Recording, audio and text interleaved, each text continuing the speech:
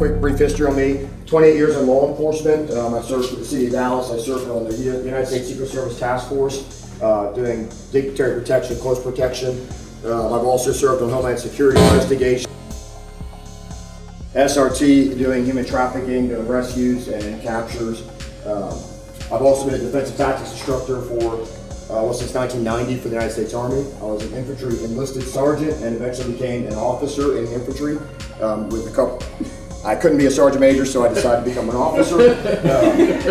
I've got a couple of deployments with the 101st Airborne Division, as well as some other units across the country. So that gives you a little bit of background. I've been studying martial arts since I was 8 years old. That was a long I didn't cuss. See that, Brian? I didn't cuss. I was doing some bad work. It was a really long time ago. And so my primary martial arts style, it started with Taekwondo as a child. And then I got into boxing when I was in the Army and Judo, and I've been with Krav Maga since 1990, my first visit into Israel. I'm certified as a practical Krav Maga instructor through Wingate Institute in Israel. So is Brian, Brian's my senior student, continuing black belt within our system. So that gives you a little bit of background on me. I tell you that because I want you to know my perspective that I'm going to share with today. And that's all I'm going to do. My name's Matt.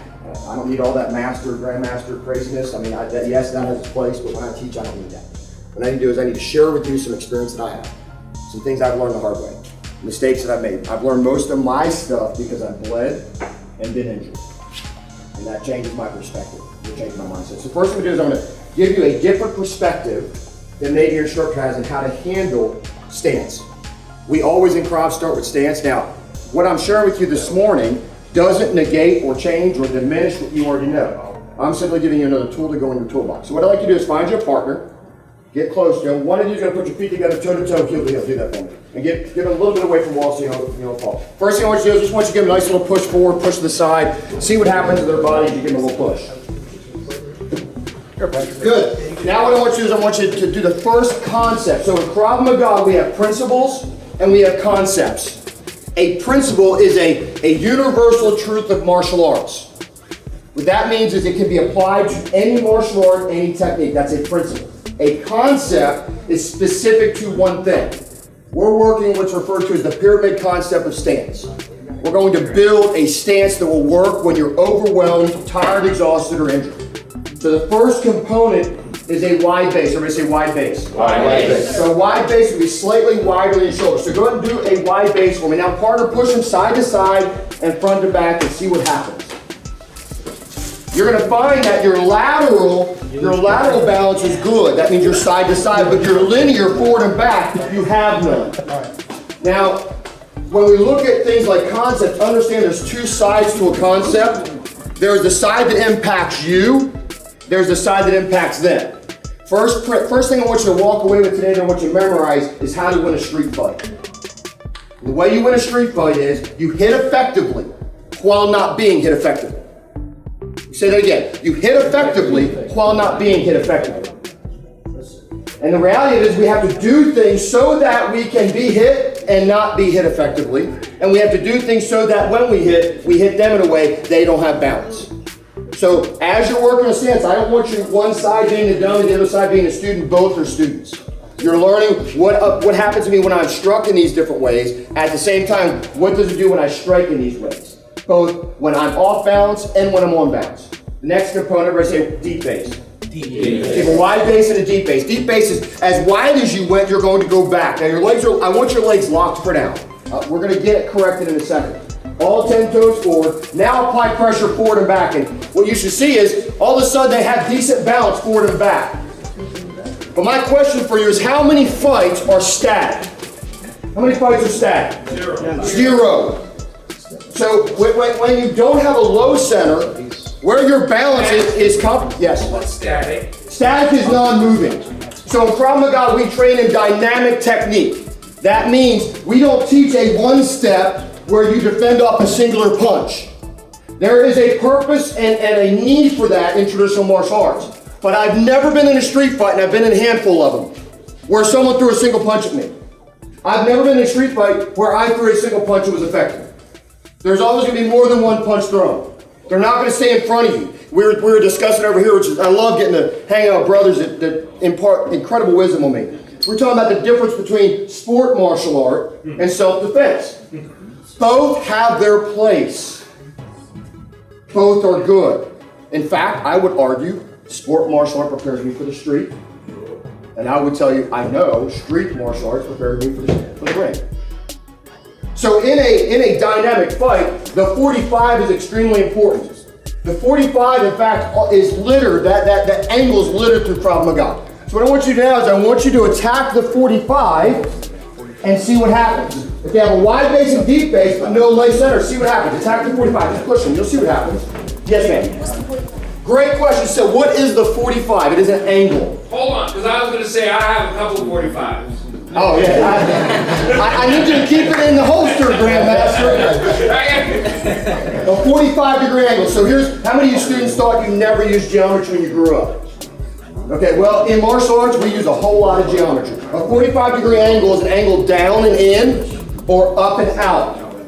All right, an angle down and in or up and out. So a 45-degree angle, can I borrow you? Yes, sir. Wide base, deep base, deep release. So this is straight in. He's got good balance. This is good balance. But if I come off to his 45 and I apply that, no balance. Know that there's two sides to it. So in that same stance, if I am the friend of the person he's fighting and he has a bad stance, the 45 is weak as well. Or if I'm the good guy playing against someone that's in a good stance, if I attack the 45 because they have a high base, I have a chance to take their balance. That means I have the ability to apply all that fancy crap you learned, like takedowns. So attack the 45 for me and see what happens. Go ahead. So, here. Excellent. So the first part of the concept is a wide base. Everybody say wide base? Wide base. Deep base? Deep base. Low center. Low center. A low center means I'm taking my head and I'm lowering it. All right? I want to be wide as my shoulders deep, and I want to lower my center, almost like I'm running a race. By lowering my center, I allow myself to be balanced. We learned about that a minute ago. I'm able to absorb contact, and I'm able to give contact. So go and lower your center. Now I want you to apply pressure all around their body and see if they have a good balanced stance. They have that wide base, that deep base, that low center, their head over center. Okay, relax. So let me also bring up something when it comes to, and again, I'm going to beat up on Taekwondo. Why am I going to beat up on Taekwondo? Because I know it more than any other martial arts. I studied it since I was a child. In Taekwondo, we taught a lot of up and down movement. A lot of bouncing, getting that energy going. It's not wrong in its proper application. But in street self-defense, any energy expended is energy wasted. If I'm going to use energy, the energy I'm going to use is going to be against my opponent. I want to win the fight quickly. And so anything that I waste movement-wise is not going to win the fight quickly.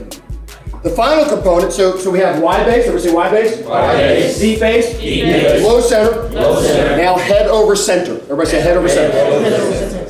So with men and women, this is different. Okay? So women, especially those that are more endowed, meaning top heavy, your center point is a little further back. It's actually over top of the body. For the rest of us, it's actually over where the knot of your belt would be. It's slightly in front of your body. A good center is my head is over the center of my pyramid concept. The strongest structure architecturally on the planet is a pyramid. A pyramid has a wide and equal base that is deep. The center of the pyramid is the top of the pyramid is directly over top the center. That's what makes the pyramid strong. So go ahead and get a wide base, deep base, low center, and put your head over top of your center. And now apply a little pressure in all directions and tell me how they are.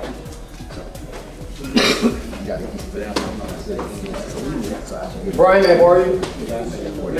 Yes. Does it matter how the angle of your rear foot? Because you had said like you're running a race. Great question. The question was, do my feet matter? So the first rule of Krav Maga. There are no rules in Krav Maga. So this is what really twists you traditional martial artist stuff. Because in Taekwondo, perfect block. Close to perfect. Not close to perfect. The position is important in Taekwondo. In Krav Maga, in Taekwondo, the practitioner yields to the art. Meaning, Your master, your grandmaster say, do it this way, and you do it this way. Krav Maga says, no. You work with what God has given you. God made you perfectly. The creator of the universe thought of you, created you exactly as you are. He made you a warrior. You don't have to change how you are to what I do to be effective. And this is why I love Krav. I want you to think of Krav Maga as an overlay of what you do. You take these principles and concepts and overlay them on what you do, your martial arts will be stronger for you. So, to answer the question then, I don't care. But perfect technique would be all 10 toes forward. So does anyone want to ask why? No? Okay, cool, we'll move on. Well, no, there's a question. Oh, yes. Oh no, I thought you were asking why. No, I was going to say, does anybody want to know why? Yes, sir. Oh, okay. Cool, I'll tell you. I mean, I don't want to share something you don't know. In a real fight, I may have to run. I may have to get the hell out of it. Okay? I've been in a couple street fights, in fact, a couple bad ones. One landed me in a coma for 8 days. I won that fight, by the way. I want to be clear. Won the fight. And it wasn't a good win. But I won. You got to be willing to do the hard things Grandmaster Rankins been talking about. But here's the deal. You have to be willing to leave. Because there are some fights you cannot win. And there are some fights not worth fighting. Sir. But there are fights that are worth fighting, and you'll know the difference when you're in them. But there are serious consequences that you cannot undo. You apply your martial arts, and you hurt a human being, or you take their life. And you better prepare yourself emotionally, mentally, physically, and most importantly, spiritually, if you're going to use martial arts. Because reality of it is the consequences are eternal if you're not prepared. So as Brian gets in with his 10 toes forward so he can explode forward, because when he was taught to walk like this. And so why would we change what every human being does when we fight? That's the first principle I want you to understand is natural concept principle of Krav Maga. Everything we do from a stance, a position of natural.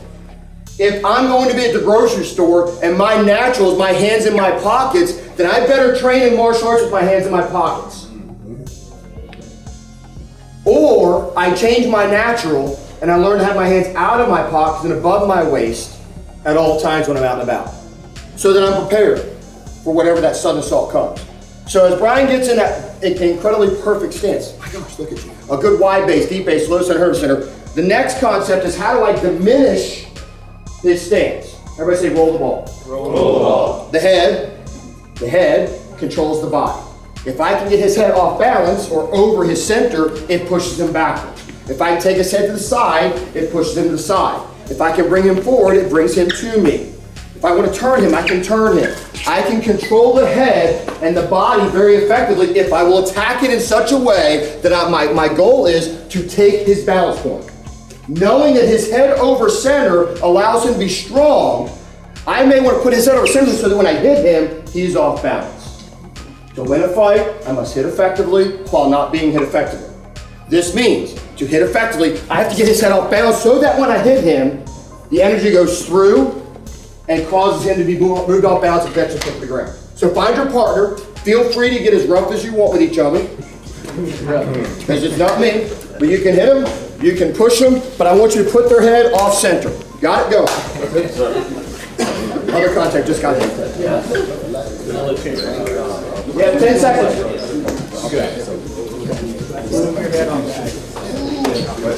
Thank you, Matt. Will you take one of those guys? We'll separate them two. Yes, sir. Thank you.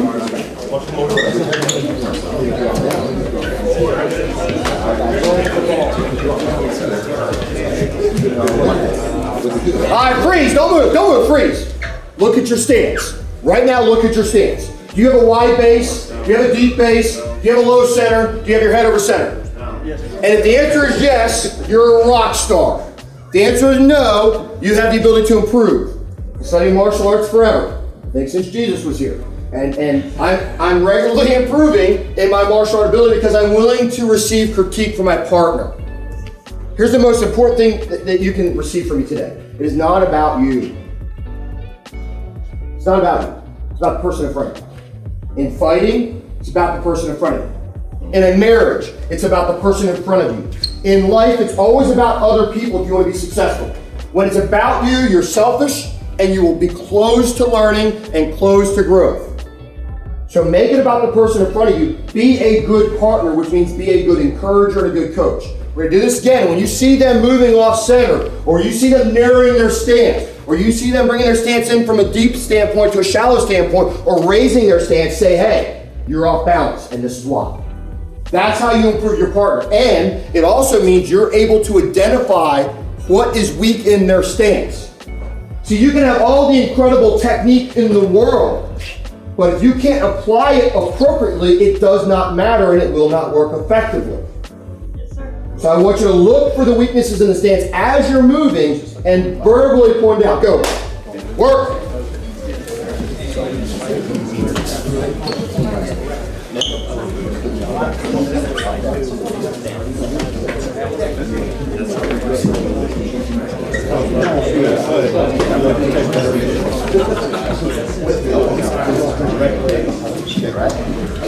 All right, time.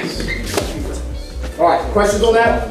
We start on stance because I want you to have a foundation to be effective in what I'm about to teach. And everything I teach starts with a good foundation. My faith starts with a good foundation of good discipline, of reading the Bible, praying, those kind of things. If that applies in my faith, it applies in my life as well. My marriage starts with a good foundation of receiving correction because I'm the man, and knowing I'm wrong because I'm the man, and accepting that. All right? As a martial arts student, you've got to figure out the foundation of your style and art are study it, receive it. All right? Going back, what are the 4 components of a stance? What's the first one? Second? Third? And fourth?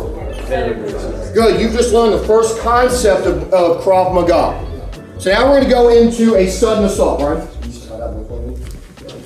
So here's the deal. I'm not very good at martial arts. All right? There's somebody out there that's much better, and there's probably maybe 2 or 3 of them, or 5 or 100, or who knows how many. But I've got to be able to win the fight. And so I have to be able to handle a sudden assault. I have to be able to handle someone coming at me quickly without me having time. Because you guys get distracted in life like I do by looking at your cell phone, having an argument with your spouse. Yes, I know you do too. Maybe your kid's irritating you. Nothing will send a parent off the rails more than their kid being an idiot. And here's the reality of it. I've dealt with a lot of bad people in my life. I interviewed this guy by the name of Trayvon Blakemore. He's the most prolific sex trafficker in U.S. history. He had 950 identified victims, 16 murders. He rescued 16 girls that were under the age of 14 that were currently being trafficked by him. And I got to spend 3 days doing what's called a reverse prophet.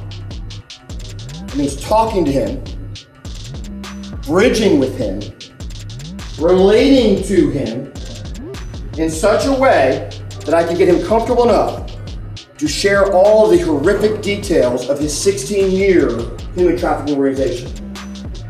And here's what I can tell you about that man and many other that I've dealt with. There is real evil in the world. One of the most interesting parts of that conversation is once we got comfortable with each other, is I started to ask questions like, tell me, how did you pick a girl? Because I know how I'd pick them. I know what I'd look for, but I'm curious what you would look for. And you'd ask me, what would you look for? And so I'd play his game. And that's what I look for. And then I would listen intently to what he would look for. The number 1 thing he said he looked for was a distracted female. Think about that. See, if it's about martial arts fixes everything. If you're too heavy, you get skinnier in martial arts. If you're not flexible, you get flexible in martial arts. If you're uncoordinated, you can build coordination in martial arts. It really truly fixes everything. But what we often come to find out about our students, they truly have a fear of what they don't know that they don't know on the street. And as instructors, I challenge you to be able to provide them the assurance of information that is real, that you've got from good sources. As a martial arts instructor, you should know your state laws regarding self-defense. For example, in the state of Texas, Texas Penal Code, section 930, 931, 32, 33, 34, all deal with self-defense. self-defense of yourself without using lethal force, self-defense of a third person not using lethal force, self-defense against defending a third person with lethal force and without lethal force, stand your ground, all those things. Don't just be that dude or that girl that half-asses it and just gets the minimum of information to say, oh, you can stand your ground in our state. I tell my students often, challenge me. Challenge what I'm teaching you and challenge the information. Know where it's coming from. Go resource it yourself. As a martial art instructor, I challenge you to be a resource giver, not the depository of all information. Teach them to independently seek out information. As a student, don't settle for crap instruction. Your instructor, it can be better. I love Grandmaster Rankin. I will kill you if you try to hurt him. And I will not think bad about it at all. If you disrespect him, I want to kill you. That's how much I love the man. He's a father to me. But he is not the source of all my information. He is not the end-all be-all. I make him a better instructor because I challenge him. Brian makes me a better instructor because he challenges my technique, challenges my ability and information. And you do the same thing. So when we think about being distracted and how we overcome that, that fear of distraction is real. I could try to social engineer a change in you to put your phone up and be a human being, but that's not going to happen. You're going to spend time walking around your phone or distracted. That's life. So we have to be able to apply our martial arts when we are distracted. And so the first technique we're going to learn is what's called a cover. So as Brian throws the most common punch, which by the way, what is the most common punch on the street? Anybody know? Haymaker. The haymaker, right? So he throws that haymaker. I'm coming at that with a defensive technique that applies the next principle of Krav Maga, which is all techniques in Krav Maga are both offensive and defensive simultaneously. So in slow motion, what you saw was I closed distance, point number one. Why do I close distance? You intercept with power.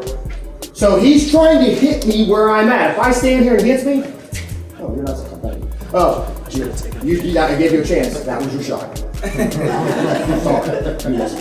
If I stay right here, he's going to hurt me if I get hit. If I step back, the punch can miss, but I am now dealing with punch number two at full speed, full range. But by closing distance, I don't even have to be good at my martial arts. I'm not very good at it, so I have to do things that allow me to be successful when I'm not good. And I may be good in this room. I got me a karate gi on. I wear this once a year. 3 years. Twice a year. I wore it last night. I'm good in here, but on the street I'm not going to be good. Defensive tactics instructor. You don't know what that is. Some of you don't. I teach other cops. I've taught over 4,200 Dallas police officers how to defend themselves. I've traveled across the world to 13 different countries, 235 different police agencies teaching their instructors. And in those environments, I'm good. I'm going to tell you right now, I got the crap knocked out of me multiple times on the street because I had bad days. And so by simply adjusting my closing distance and being good skates, now I can deal with this guy. But if I can get the entire technique in where I cover off of this, so if I stay here and I cover, and he hits me, I'm now not taking a hit to the computer. Now it's important, right, that now I don't have a lot of gray hair, but at least I have some. You want to think about running your hands through your hair and getting it really tight, no gap here. Because there's gap and he hits it, my arm hits my own head. By being tight here and he hits it, it doesn't hurt me. So in either one of these first two phases, as long as one of them is present, I have a chance of surviving that punch. Which means I'm in the fight, I'm improving my position. Now here's what I know. If Brian is truly committed and demonstrating continuous aggression, which is the principle of Krav Maga, everything said continuous aggression. Continuous aggression. And by the way, I'll get you my Facebook. All these principles are, I live them on Facebook. Follow me there. It's information, it's free, wisdom gift from your instructor. All right? But if I apply this, what I know is he's going to throw punch number two. So I need to ensure that I'm in a position to receive punch number two. So take your left hand. Why left? Because most people are right-handed. I'm going to play the house game. 90% of Americans are right-handed. That's probably the first punch coming. Put that left hand on top of your head. Take your right hand. Put that form across your head and get your bicep up against your cheek. Now you have two options of what to do with your lead hand. I prefer palm open. Everything I do for dealing with people from a fighting stance is palm open. Because I can close that fist and hit him if I need to, which is a bad technique on the street. Everywhere I go, I carry a gun and a knife and multiple other things. Because I'm not going to fight you, I'm going to kill you. If you want to fight me, I'm just going to get it over with a gun if I can. If I'm able to use lethal force, which by the way, punching someone in the face can cause death, so you should think about what you're doing. I prefer open hand. So as I have my lead hand, it's open. Now if I stay here, this is fine, he throws that second punch. Now he could throw to the body, but I can absorb the body if I'm doing the things that your instructor should be teaching, which is to be in good shape. All right? I should be tightening my core when I'm entering into the fight. When I step in, now I close distance, so I've taken the range and put it inside 0. This is the range of his punch. This is everything outside 0. This is everything inside 0. I fight to inside 0. I'm always working to get inside the angle of attack and close to my opponent. Now, I gotta apply the last thing, all right? Y'all know what a rhinoceros is? This is my rhinoceros point. And I'm gonna hit him right there. Look. How'd that feel?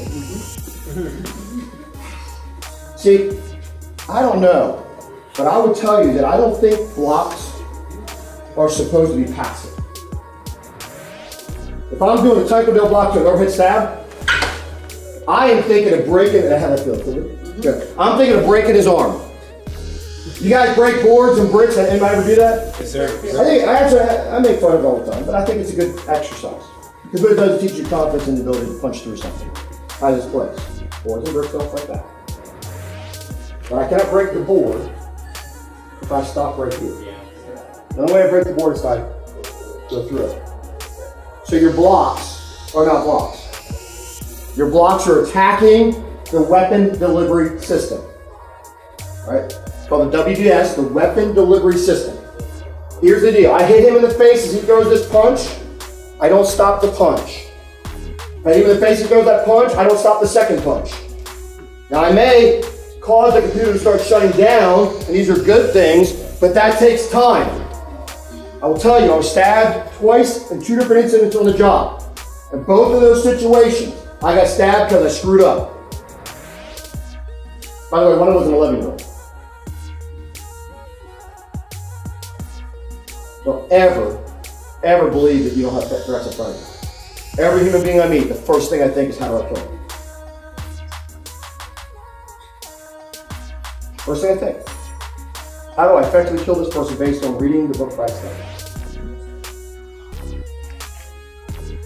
Hit the computer is great, but that doesn't stop the assault. But I can promise you, if I can destroy the weapon delivery system, I can take 1/4 of his ability to fight away. So what you're gonna do is let's everybody face this way for me real quick. Get in a good fighting stance for me. That's a wide base, deep base, low center, head over center. Matt? Yes. When you're doing this, you say like you're... I mean, I look good when I do that. Yeah. Okay. This hand, is it on your It's on the back of my head. Why is it on the back of my head, not my neck? You can hurt yourself, but more importantly, bad guys operate in pairs. And I can tell you, you start to jack with a cop around me, I start moving into a position of advantage, which is behind you, because I cheat when I fight. Okay? So, as you should, by the way. All right? So get in a good fighting stance. Hands are up like, man, I don't want a problem. And by the way, you do this in the street, what does that tell me when I see that on video? You're the aggressor. By the way, you're being videoed always. Always being videoed. This says, man, I don't want a problem with you, but I promise you I can hurt you just as bad here as I can here. So have your hands up. From here, take your left hand and slide it over. Bring your right hand up and step in. Good, back up, let's do it again. Hands are up, I don't want a problem, I don't want a problem. You saw it come, and step in. Good, do that 2 more times for me. Good, do it 2 more times for me on your own. Freeze, don't move, look at your stance. You have a wide base, deep base, low center, head over center, or your feet narrow like you're in a tightrope. If you don't have good balance, you won't hit them effectively with this, you won't have maximum power. Now do it 2 more times for yourself. Done it twice for me, do it for you.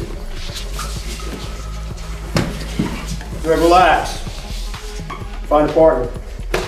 Don't find somebody you know. Find somebody you don't know. Hear me clearly. Find somebody you don't know. Hear me clearly on this though. I want you to understand this, is that I don't care how big you are, there's someone bigger. I don't care how small you are. You can be as powerful as the biggest person in the room. It comes down to mindset, which is commitment in the fight. I cannot be beat in the fight. Why is that? Because I've developed a mindset that I cannot be beat in a fight. So one of you is going to take an open hand. Everybody make that big old mitt. Make your mitt as big as you can make it. Now go ahead and for the purpose of getting caught, I want you to put that mitt on your partner's ear. Hold. Good, good. At your range, and that's the angle I want that attack come. I want it to come at this speed. Watch me. This is the speed. Got it? Yes, South Dallas. I can't use the rest of the word. Type of slap. One of you, pick who's going first. You're going to do what's called 1-for-1 training. 1-for-1 training means I go, then you go. Then I go, then you go. You're going to apply the cover counter as they throw that. I want that speed to start slow, and as you feel confident, you tell your partner to accelerate it. As you feel confident. Go. 1-for-1. Make sure you're closing inside that distance when you hit. You're going on your own. Aim for that chest. Aim for the chest with your elbow. Drive it into that pectoral muscle group. Make sure both hands are involved in it. It's not a single step movement, it's a full movement in. Yes. Oh, I was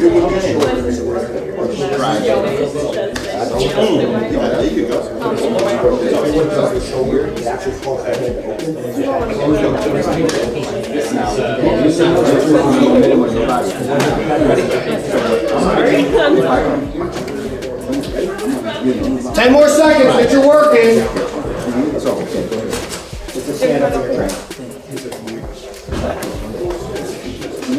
Time.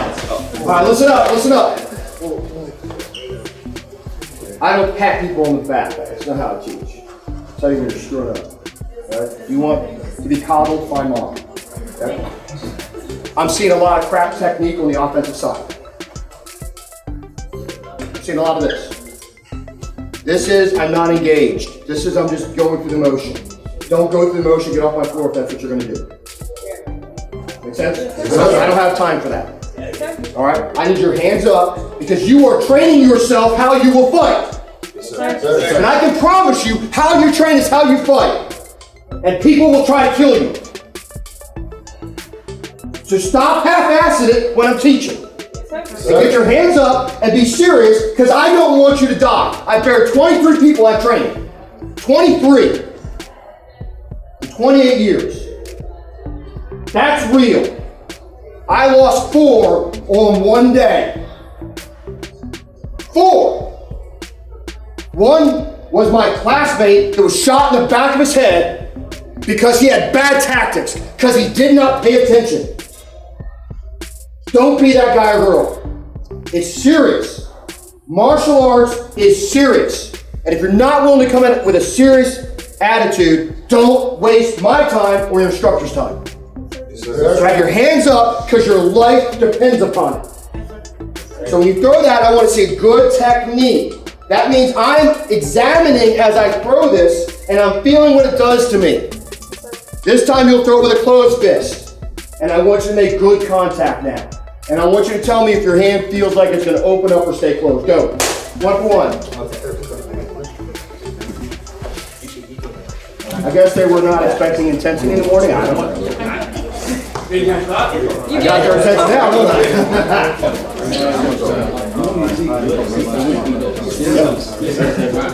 Yeah, that's exactly it. sorry, I'll tell you later. It's his technique. But that's exactly right. All right, time. Now, hey, sometimes that works, sometimes that doesn't work. But I'm going to give you another option. So that's called cover. The other option I'm going to give you is what's referred to as fence. Everybody say fence. Yes. So often we have our hands up and we know the attack is imminent. Meaning that this guy's running his mouth. This guy's presented a threat to me. I identify it's a threat, but for whatever reason, I've decided not to hit back first. For whatever reason. I'm going to give you technique that you have to figure out when to apply. So the first technique is sudden assault. I applied off that one punch, knowing the second punch is coming. Now, I've got my second principle which is situational orientation. Right? Situational? Situational orientation. How many of you guys have heard the term situational awareness? That is a flawed teaching. So, I just wrote a white paper and I'll post it for you guys that like to read stuff. Awareness says, I know it's out there. No, it's out there. Hey, by the way, that 11-year-old, I knew he was there.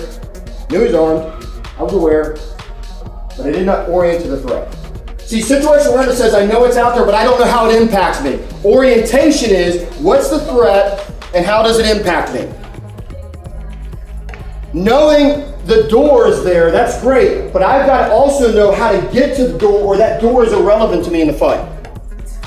So the way you apply this in your life is when you go into a restaurant, you look for the room, you evaluate the room, that's situational orientation, and you determine where do I sit. In the classroom, if you sit on the front row, you're probably going to get an A. You've heard that before, yes? If you sit in the back, you're probably an F student. Then you're learning situational orientation to that teacher. You can apply that to life. Yeah, I need to know where the good corners in the room are. I've been in fights that I was losing badly, but because I had good situational orientation, I was able to move to a position of advantage and win the fight. So if I have good situational orientation, with Brian being a threat, and Brian starts to get pre-fight indicators, second or third principle now, is I want to understand the psychology of a fight. The psychology of a fight is he's likely to telegraph and explode from his dominant side. He's likely to punch it where he's looking. These are things we refer to as the psychology of the fight. So as Brian goes to throw that punch, how's that feel? Same principles apply. By the way, that sucks bad if you didn't know. All right, because he's giving you all of him right now, and I appreciate that, Brian. If I stay here as he throws that, that's going to hurt. If I get in, again, think about that concept of dealing with punches. Your concept, not principles, doesn't apply to everything. When I'm striking, countering striking, a concept is I get inside zero. Now, rather than attacking the control point, which by the way we do in all knife and gun and stick defense, we try to fight to the shoulder. In this, I want to attack two parts of the arm. Yeah. That's good. The arm is broken into two parts. You have the lower part of the arm and the upper part of the arm. I need to attack both so that when my technique fails, I'm able to hit one of them. Because your technique will fail you. And so having my hands up, I'm going to turn the blades to get the hard part of my arm at him, and I'm going to attack at a 45-degree angle into the angle of attack. There are 12 basic angles of attack in the wall. And you multiply them by your, I'm not great at math, but I think it's like 1, 2, 3, 4 of those guys. And then you got that times 4. That's how many angles of attack you have. You do it about 4 times around your body. That math, about 164 angles of attack. So you need to know 12. So this first angle attack, if I attack it, this sets me up. Good? Okay. I'm attacking the brachial plexus. I'm coming in and I'm immediately offensive and defensive, and I'm immediately going straight into aggression and attacking a known vulnerability, which is another principle of Krav Maga. Target vulnerable points. The groin, vulnerable point. The brachial plexus, vulnerable point. So I want to know what they are, and I want to attack them quickly. If I sit back and take punch after punch, I'm eventually going to get hit. But if I attack it, and I immediately get a counterattack, and I turn the fight both horizontally and vertically, this allows me to win the fight. It won't be pretty. No use of force looks good on video. Google me, you'll know what I mean. I don't care what it looks like. You know what I care about? I stand in front of you when I walk. So get with your partners, they're going to throw that wide punch, you're going to blade in, attack both of those. From there, you're going to grab, deliver strikes into vulnerable points. And notice I'm not having to go fast to work effective. Speed will come on the street. Go.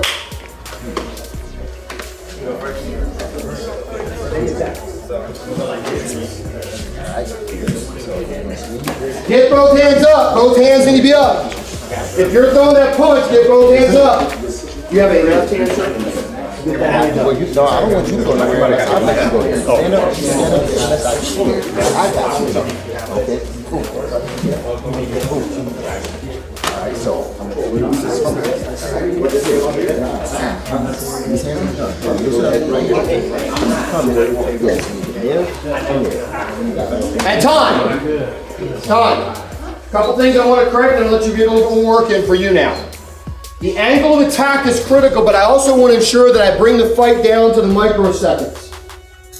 In a gunfight, it's not about shooting the most. It's about shooting effectively.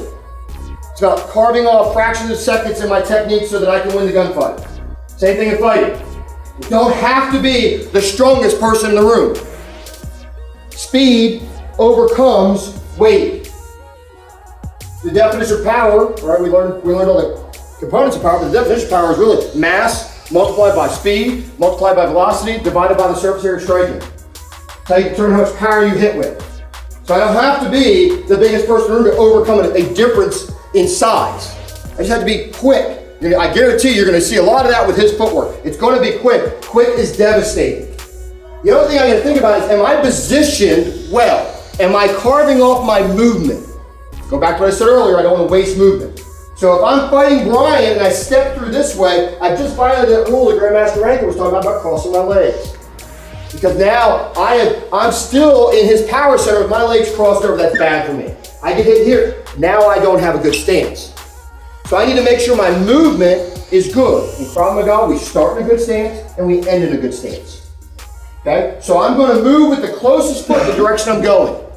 As he throws a slow motion, I'm with that closest foot. And I'm turning my body, my power center, which is my hips and my shoulders and my feet, towards that attack, driving in. As he throws the other one, I'm doing the same thing, but I'm using the foot closest to the angle I'm going. So in a fight, if I'm moving backwards, closest foot's that foot, so I use that foot first. If I'm moving forward, closest foot, move that foot first. Right? And so forth. So in application now against this punch, I need to drive into this position. The other thing I hope you're noticing is the position of my chin in all things. My chin is dropping. That puts me in a position where I can absorb contact to my face and head and not have things get broken and damaged. So we're going to do it again, but I want you to be very mindful of my footwork, and then he's going to throw the second punch, and I want to be very mindful of throwing third and get used to that little motion. Go. Do about 4 strikes and then switch. Step with it. So think about it. Stepping in. Bigger, stronger. Hey! Good, so if I may, right here, right all right,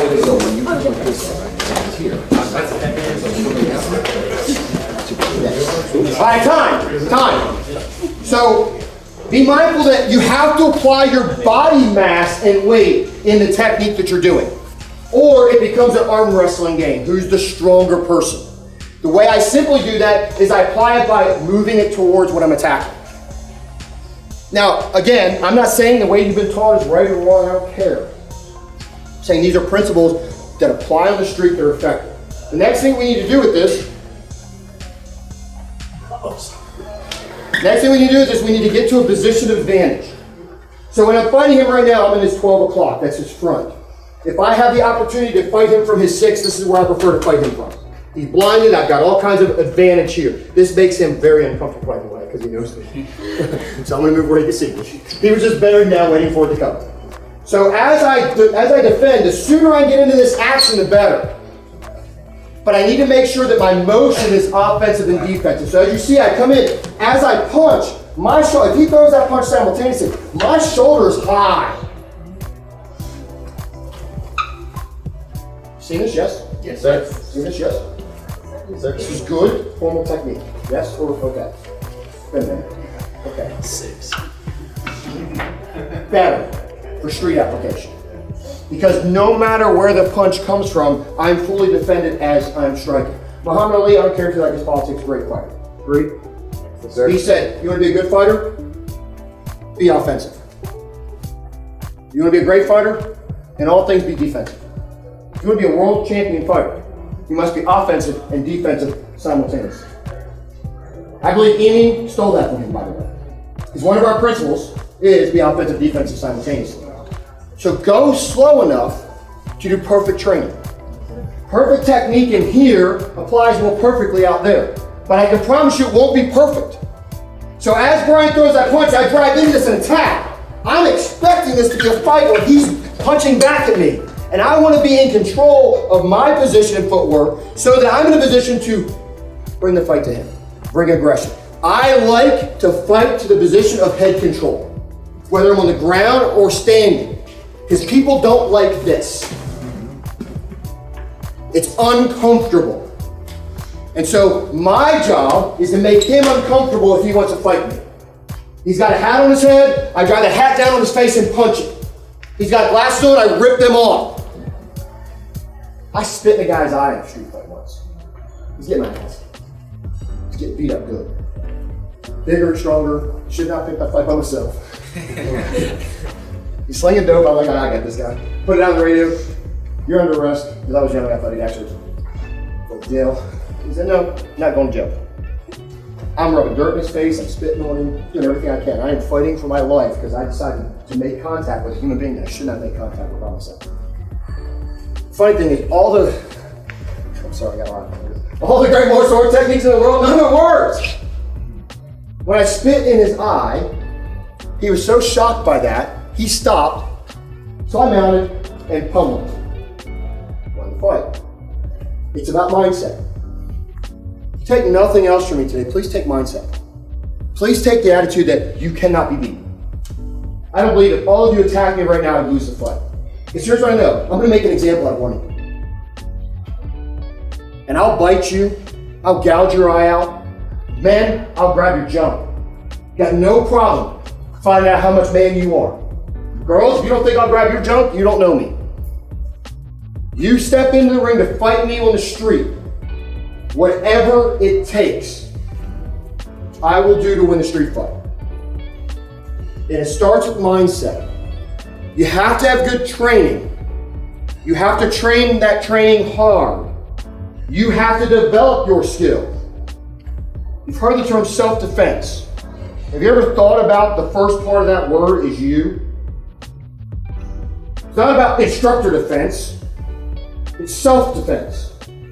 That meaning you are responsible for you. Average response time of a law enforcement officer in the United States is 7 minutes and 34 seconds. The average street fight in the United States is 12 seconds. I'm not good at math. One of those is a lot bigger than the other. The police are not your bodyguards. They're not responsible for you or your mother or your loved one. You are responsible for you, and you are responsible as martial artists for your family. You got to sit in a dark, quiet place and get right mentally. And that means I'm emotionally prepared to take a life and to harm a human being. That sounds fun until you have to live with it. You have to get right emotionally to take a human life. Men, you got to get emotionally ready to hit a woman. I was raised not to put my hands on women. And in 99.999% of the time, I won't. But if a woman brings a fight to me on the street, I will knock her into tomorrow. I'll knock her granny's wig off her head. I'll hit her so hard. You got to have the mindset that I won't lose, that I will do whatever it takes to win. That psychology of the fight, which is a principle of Krav, applies to your martial art as well. It says I will do what it takes. I will get right with God. If you're not a believer in God, you better figure that out real quick. If you're not a believer in God and you die and I'm right, you're screwed. If you're a believer in God and I'm wrong and you die, you at least lived a good life. Either way, I think you need to get right there. I don't care how you do it or how you practice that belief or how you apply that belief, but martial artists, you better get right with God. Because all the things you do, you will have to answer for. And depending on your faith, depends on who your advocate is. So you better be right on that. You better have that physical side right. I'm an old son of a gun, and I hit the gym this morning before I came in here. How many of you worked out this morning? Raise your hand. All right, raise your hand. Good. You're a serious martial artist. The rest of you, step your game up. Oh, but I'm in a hotel room. Well, you know how to do a push-up? Yes, sir. And do some. You know how to do a burpee? Yeah. Do some. See, here's the deal. Guys in prison right now are doing things to prepare you to attack you. And if you're not doing things to prepare to defend, they have an advantage. And you control that advantage. There's a lot of things in life we can't. I can't control what you think about me. I don't really care what you think about me. But I can't control it. But I can control what I think of me. I can control the voice that matters most. And that's what I say about myself. You need to say good things about yourself. You need to speak life over yourself. You need to speak life over the people around you. Life is too short not to. You have to be right from a standpoint of the techniques that you've learned. It's not your instructor's responsibility to give you repetition. That is your responsibility to train. Not mine, not your grandmaster, not your instructor, not whoever, not your grandma, whoever's teaching you martial arts, that book you read, you got to do the repetitions. Don't be Daniel somebody. Don't be like Daniel. I'll tell you, I'll share with you one point of my story that I think is relevant for you to hear. And I hope this shocks you a little bit. Because I actually think pretty highly of myself. I think I'm pretty good at what I do.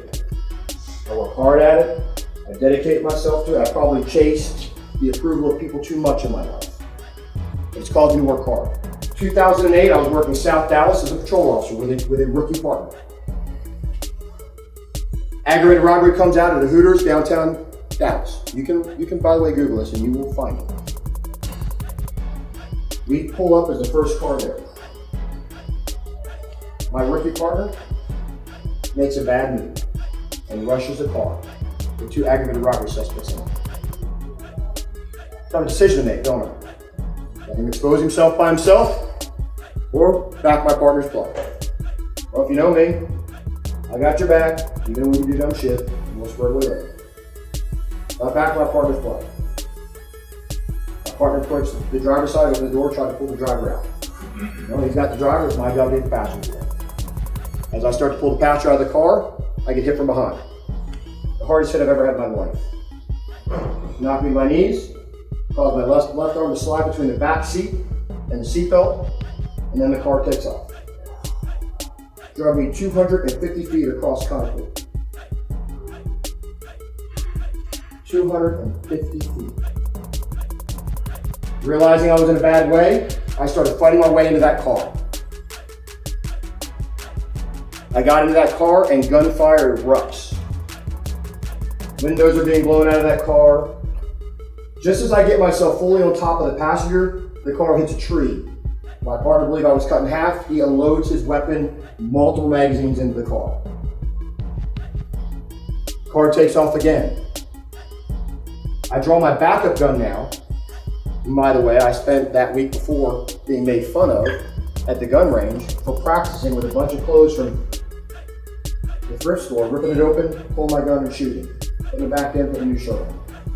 Told by one fire instructor, in the history of the Dallas Police Department, no one's ever had to do that. That's a waste of your time.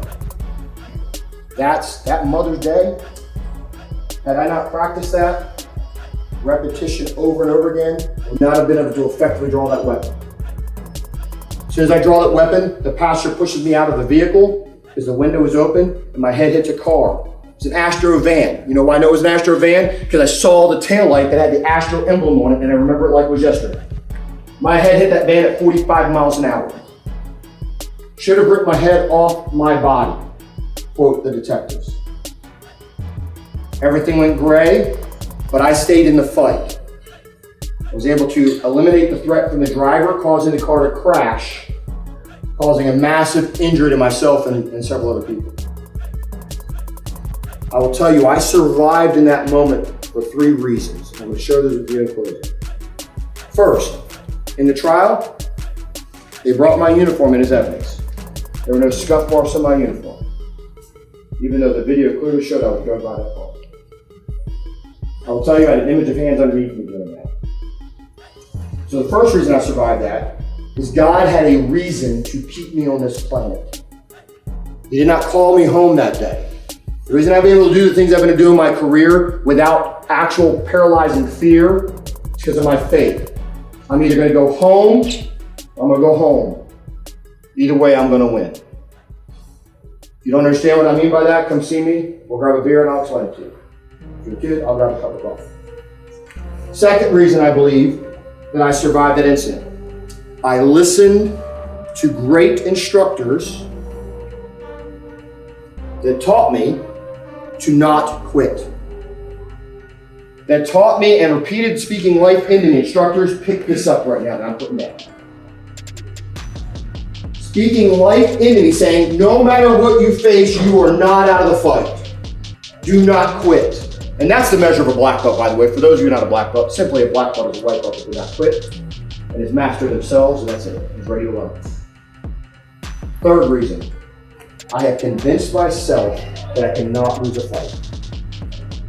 I was told it, by the way, my brachial plexus was torn 3/4 way through. I had an MCL, ACL, and meniscus tear. I had a major back injury. I lost full vision in my left eye. I was unconscious for 8 days in ICU. When I woke up, there was this bunch of white coats around me, but I saw my wife, so I knew rapture had not happened. She was still there. You don't understand that joke? I'll talk to you about it. They told me I'd never walk again. My brain was swelling. I had 3 major fractures in my skull. They were going to do surgery, they said. I have, to this day, had no surgeries. What do you think about yourself when you speak of yourself? It's so important. Speak life over yourself. Speak life over your students. Your students, speak life over your instructor. Trust your trainer. And most importantly, train and change your mindset. It is a serious game changer.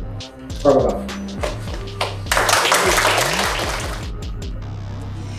Happy Saturday, guys. I'm Hope Jeffcoat with Always Accurate Media Group, and today we're live from the United States Martial Arts 21st Hall of Fame in Palm Coast, Florida. Who do I have the honor of speaking with today? My name is Matt Antkowiak. I'm one of the master instructors in the association. Matt Antkowiak. I like that last name, Antkowiak. That's right. kind of nice. It's Polish for Smith. Okay, good deal. Not really. So you know what? So tell me, are you an instructor? I am. I've been teaching Krav Maga and martial arts since 1998. Been in martial arts since the early 80s. So what did you instruct about today? Today I was teaching them Krav Maga principles, and so I was explaining the overlay of principles and concepts within martial arts that are the universal applied no matter what system of martial arts you're learning. Okay, good deal. Hey guys, we're going to take it back right quick. But anyway, it was fun. Man, I did have a minute to sit down and look to stand and look at your techniques. I learned a lot. And Dwayne's going to explain a little bit more to me later. Maybe we can talk to you a little bit later and give me a little bit more information. Absolutely, love to. Thank you so much. Absolutely. All right, take Have a great care. day. God bless.